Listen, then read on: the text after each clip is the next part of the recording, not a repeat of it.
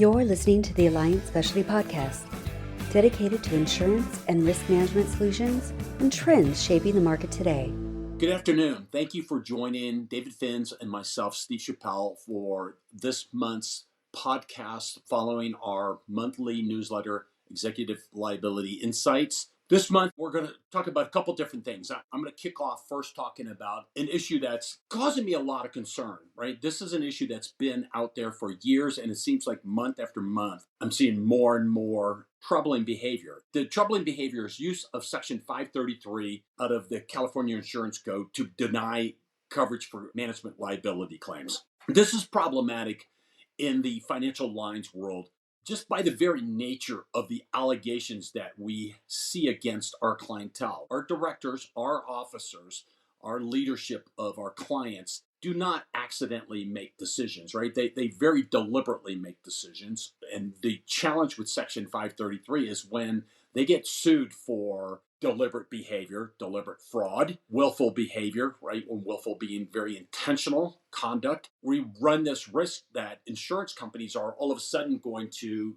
point to Section 533 of the code and I'll say fabricate a basis to deny a large loss rather than honor the approach we take, right? We anticipate our clients are going to be accused of willful conduct, deliberate conduct, fraudulent conduct, right? Shareholder class action litigation are suits for fraud, which requires scienter. So this is a big deal. And so this month's newsletter, we have Mark Kell, and I'd encourage you to read this letter, right? Because Mark Kell spends a lot of effort here finding reasons to not cover a claim. And what's really disturbing about it is, we have, like we often do, many, many allegations against the insureds in this case, some of which in a vacuum would very clearly be covered by management liability policy, like allegations of breach of fiduciary duty. But here our carrier labels everything willful conduct under Section 533 and argues that because this is not a duty to defend, therefore indemnity, they're not obligated to cover the claim. And correspondingly, anything that is related to those allegations of willful similarly will not be covered. Inseparably intertwined is the language asserted by the carrier and disturbingly here accepted by the court. Right. And there's a lot of Section 533 litigation out there. And so a couple things here. I think we've got to spend a lot of time looking hard at carrier behavior, right? There are a lot of carriers in the marketplace placing management liability, and all carriers are not created equal, right? And not all carriers are going to assert Section 533 each and every time they can, as opposed to they have to. And so we got to spend some time on that, right? And then the other question is, in light of this disturbing trend, where carriers are aggressively using 533, are we at a stage now where we can no longer predict and trust when carriers are going to use Section 533 against directors and officers of companies? And do we have to start crafting language around this, making duty defend, contractually obligating them to not assert 533 until there's a final adjudication? Ironically, right, do we need to go back to puny wrap type of coverage for California exposures? If Mark Kell's going to take this position, then Mark Kell needs to issue a policy out of Bermuda where they're not going to assert Section 533 under Bermuda law. So a whole lot to think about. And I think one of the takeaways is we should all be alarmed as to the gutting of the predictability of these policies responding and providing defenses to directors and officers. And so I think this is a good chance for us to take a step back, look at the people we're partnering with, and then again, looking at the language in these policies. With that, David, I know one of the other issues you and I were talking about is AI, right? I was commenting to you that just got a couple inquiries in the last week about AI specific issues. Talk to us a little bit about what you're seeing. Absolutely. Thanks, Steve. Yes, we've been getting peppered on a pretty regular basis with inquiries from clients around how their insurance programs might respond to claims, what types of claims might arise under the use of AI. And some of this might have been prompted by the White House's executive order this past week to help manage the risks around artificial intelligence. So I want to take a few minutes to kind of break down some of the details of that executive order and also some of the insurance coverages that may be implicated by the use of AI. And surprise, it's not just cyber, right? So, first let's talk about security. The order requires companies that are developing AI models that may pose a serious risk to national security, the economy, or public health to notify the federal government when they train the model. And they must share the results of all their red team safety tests with Uncle Sam as well. This order directs the National Institute for Standards and Technology, or NIST, to develop the standards for testing, and the Department of Homeland Security is going to apply those standards to sectors within the nation's critical infrastructure. Now, there's obviously some enforcement exposure here for those companies, but there may also be an opportunity for service providers to do that red team testing that's now going to be required. And with that is going to come the potential for errors and omissions, or E&O claims, against those service providers arising out of any alleged negligence in the rendering of those services. So you could see there where there's an opportunity for some of these companies to go in and do the testing, but there's also a risk associated with that.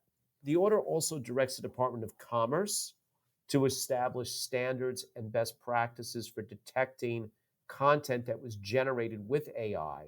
They want this content to be clearly watermarked or labeled as AI generated content so that the general public can distinguish between authentic government communications and imposters.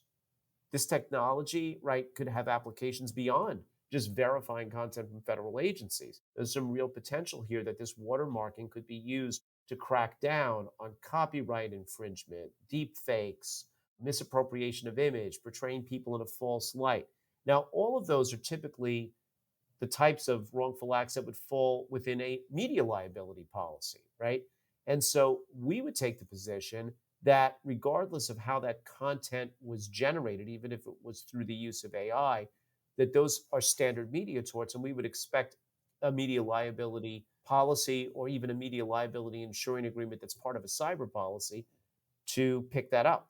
Now, one thing that's beyond the White House's control, but which they're pushing for, is bipartisan support around data privacy legislation. There is federal support for the use of cryptography or other types of technology that will preserve the right of individuals to privacy when their data is being harvested to help train AI models. And you could see where, depending on how this legislation develops, that the failure to comply with these requirements could result in a privacy liability claim. And that could take the form either of a regulatory inquiry by the government or maybe even a private right of action by the aggrieved citizen if they're allowed to bring that action under whatever data privacy law might result.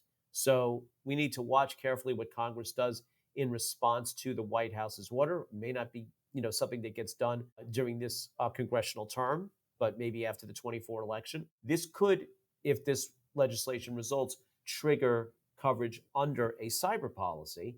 And then last but not least, the executive order says that the federal government is going to be providing guidance to federal contractors, to employers, even to landlords around the use of AI in a non-discriminatory fashion. Now, the reason for this is that many civil rights activists have cautioned that AI models have the potential to, embed bias into the training model. And as a result of that, help to foster discriminatory practices.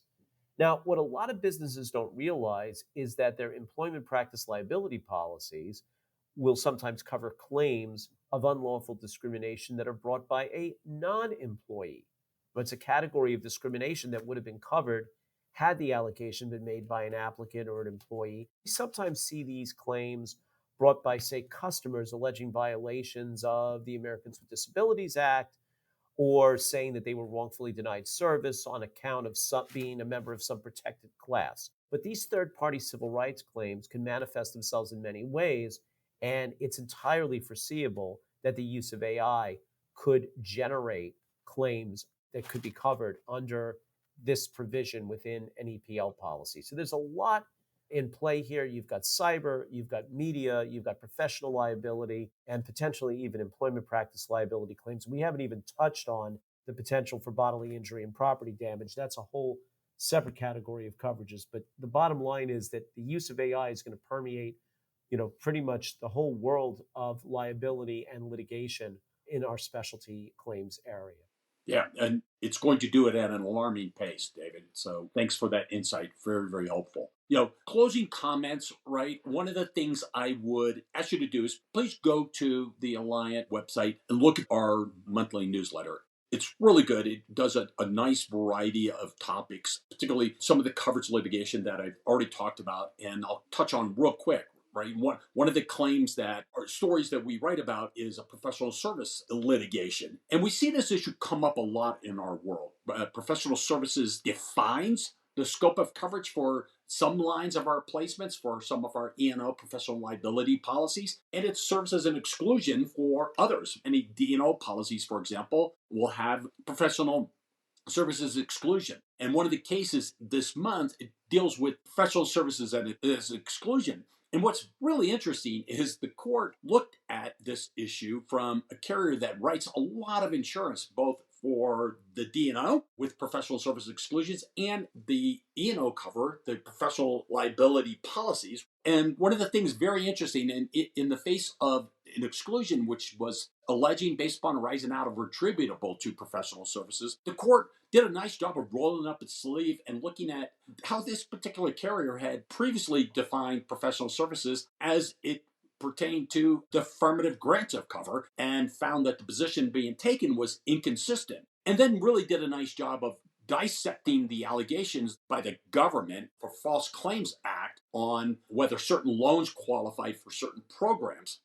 And the court concluded that the False Claims Act by the government here were not for professional services, even though, clearly, but for issuing and placing these loans, the False Claims Act claims wouldn't have existed. The court did a nice job of distinguishing that here the allegations and the wrongful conduct was really centered around the failure of the insured to comply with government duties and obligations, and thus found that it was not a professional service and therefore not excluded under management liability policy. So very interesting. It goes to the heart of the breadth of some of these exclusions, and kind of the difficulty and the frequency we're seeing of coverage litigation in these times of social inflation and claim frequency increasing. I'd encourage you to read the newsletter and reach out to us with any questions you have about this. You'll find it to be a more rewarding way to manage risk, this kind of proactive approach we're taking on these issues.